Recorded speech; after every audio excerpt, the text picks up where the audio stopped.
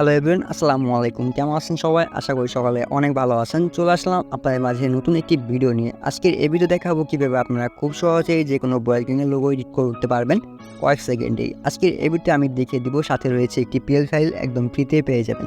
তো চলুন তাহলে ভিডিওটি শুরু করা যাক। আর হ্যাঁ ভিউয়ার্স, পিএল ফাইলটি ডাউনলোড করতে হলে প্রয়োজন হবে 4 ডিজিটের পাসওয়ার্ডগুলো পেয়ে যাবেন এই সম্পূর্ণ ভিডিওতে।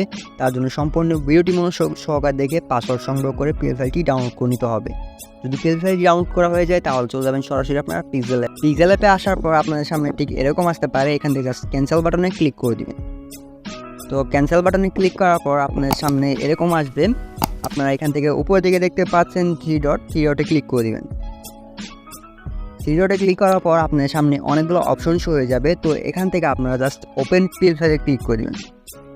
এখানে ক্লিক করার পর আপনার সামনে যতগুলো প্রজেক্ট ফাইল বা পিএলপি ফাইল রয়েছে সবগুলো এখানে কিন্তু ওপেন হয়ে যাবে।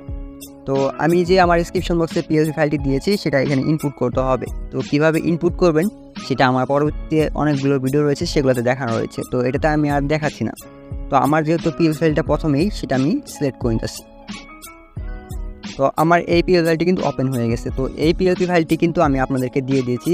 তো দেখতেই পাচ্ছেন পিএল ফাইলটা কিন্তু খুবই ইউনিক দেখাচ্ছে, খুবই চমৎকার কিন্তু একটি পিএল ফাইল। তো এটাকে আপনারা এডিট করার জন্য জাস্ট উপর দিকে লেয়ার অপশনে ক্লিক করবেন। লেয়ার অপশনে ক্লিক করার পর এখান থেকে অনেকগুলো কিন্তু লেয়ার শো হয়ে যাবে। তো সবগুলো লেয়ারই কিন্তু লক করা রয়েছে, দেখতেই পাচ্ছেন।